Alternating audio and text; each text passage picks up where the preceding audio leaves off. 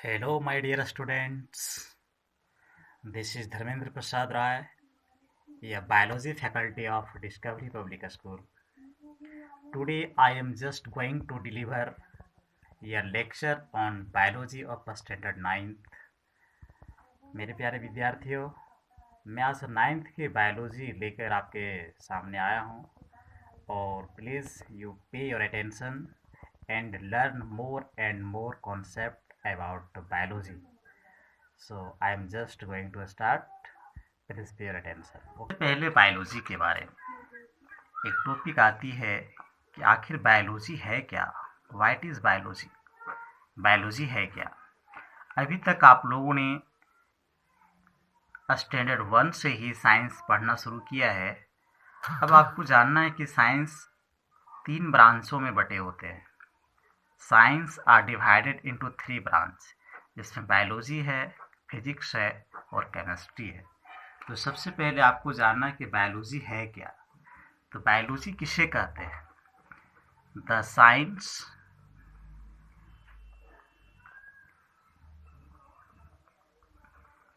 Which deals with the study of organism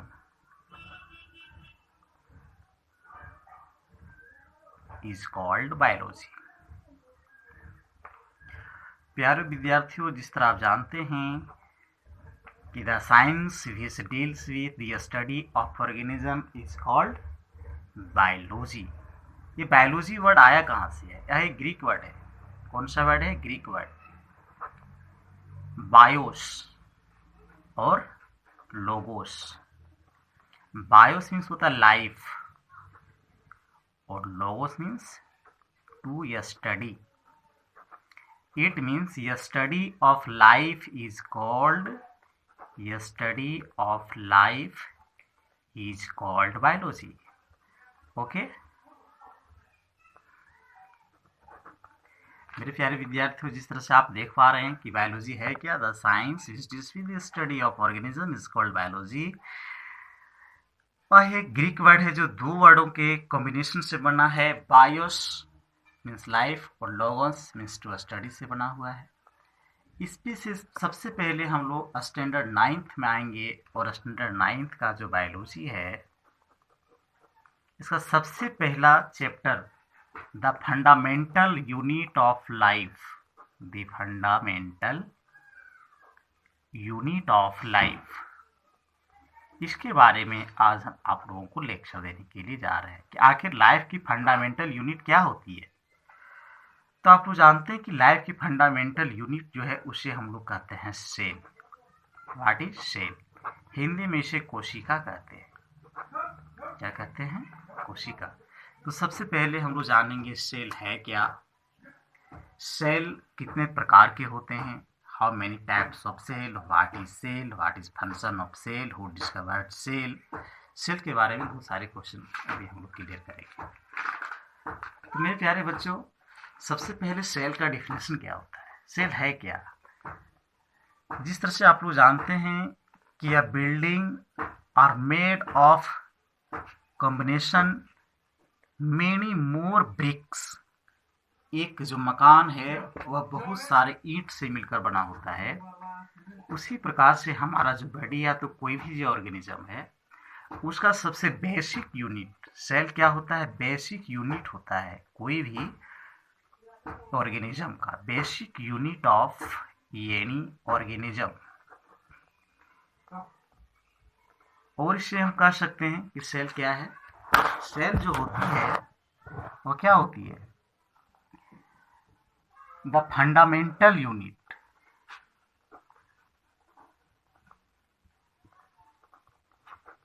the fundamental unit of life. ये fundamental unit होती है life. और also a structural unit of life। Fundamental and structure unit of life is called cell. ये cell word आया कहाँ से है? ये सेल वर्ड बना हुआ है सेलुला से, सेलुला वर्ड से। सेलुला एक लैटिन वर्ड है, यह एक लैटिन वर्ड है जिसका अर्थ होता है टीनी स्पेस, या तुम कर सकते हैं लिटिल रूम, छोटा सा रूम। और हमारा बॉडी में बहुत सारे टीनी स्पेस हैं या तो लिटिल रूम्स हैं जिससे कोई भी ऑर्गेनिज्म का बॉडी तैयार होता है, बनता है, ये टीनी स्पेस से। अब आपको जानना है इस टीनी स्पेस के बारे में या तो ये लिटिल रूम के बारे में। सबसे पहले इसको डिस्कवर किसने किया? ये सेलुला, सेलुलस का फुल फॉर्म होता है, इसको टीनी स्पेस कहते हैं। हमारा बॉडी भी दो प्रकार के सेलों से बनते हैं। एक तो सबसे पहले हम स्टडी करेंगे कि कितने प्रकार के ऑर्गेनिज्म होते हैं सेल के आधार पे। सेल के आधार पे ऑर्गेनिज्म दो प्रकार के होते हैं, एक होते यूनिसेलुलर, यूनिसेलुलर, और दूसरा होते हैं मल्टीसेलुलर, यूनिसेलुलर और मल्टीसेलुलर। तो यूनिसेलुलर और मल्टीसेलुलर सेल्स को जानने के पहले हम लोग स्टडी करेंगे आखिर सेल को सबसे पहले डिस्कवर किसने किया। तो इन 1665 एक इंग्लिश बायोलॉजी साइंटिस्ट जिनका नाम था रॉबर्ट हुक ने सबसे पहले सेल के बारे में जानकारी दिया था कि सेल होते हैं। बाद में सेल की थ्योरी भी आई और उस थ्योरी के बारे में हम लोग चर्चा बाद में करेंगे। इसके बाद 1974 में एक डच साइंटिस्ट भी आए, जिसका नाम था ये वैन ल्यूनहॉक। इन्होंने भी सेल के बारे में जानकारी दी थी। लेकिन स्टडी ऑफ सेल के बारे में जो सबसे पहले जानकारी दिया था उन्होंने दिया था रॉबर्ट हुक ने। और आपको मालूम होना चाहिए कि सेल का जिसमें स्टडी हम करते हैं, the study of cell is called cell biology और साइटोलॉजी। मेरे प्यारे विद्यार्थियों, यहाँ तक आप लोगों को समझ में आ गया होगा कि सबसे पहले सेल का डिस्कवर किसने किया? तो रॉबर्ट हुक ने किया। कब किया? तो 1665 में किया।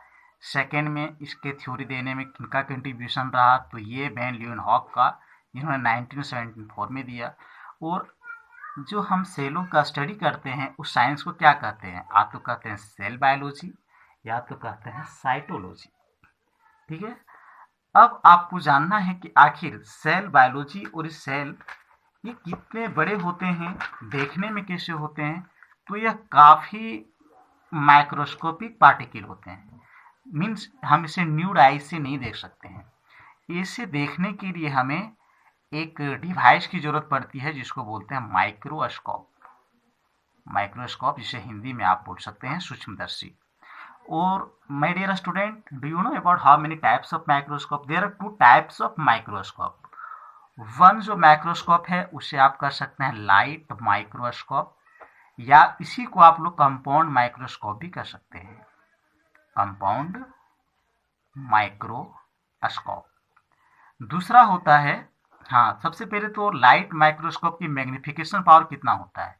यह कोई भी वस्तुओं को 100 टाइम्स से 1500 टाइम्स बड़ा करके दिखा सकता है, मैग्नीफाइड करके दिखा सकता है। दूसरा होता है my dear students electron microscope.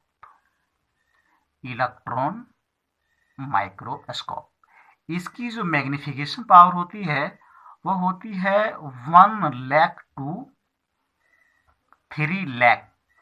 मतलब कोई भी माइक्रोस्कोपिक पार्टिकल को या 1 लाख से 3 लाख ज्यादा बड़ा करके दिखा सकता है। तो ये दोनों डिवाइसेस माइक्रोस्कोप की सहायता से हम सेल स्टडी को आसानी से कर सकते हैं, वो सेलों को हम लोग देख सकते हैं। अब क्या है कि सेल जो हैं इनसे जो बॉडी बनता है कितने प्रकार के बनते हैं? तो मैंने यहाँ पे बताया था कि यूनिसेलुलर होते हैं, मल्टी सेलुलर होते हैं। यूनिसेलुलर बॉडी वह बॉडी होती हैं, ऐसे ऑर्गेनिज्म होते हैं जिसमें वन और ओनली वन ही सेल्स होते हैं और टोटल उनका जो बेसिक फंक्शन होता है उसको कंप्लीट वन सेल ही कर लेते हैं। और दूसरे होता है मल्टी सेलुलर, जिसमें मिलियंस, ट्रिलियंस, बिलियंस बहुत सारे सेल्स मिलकर बने होते हैं।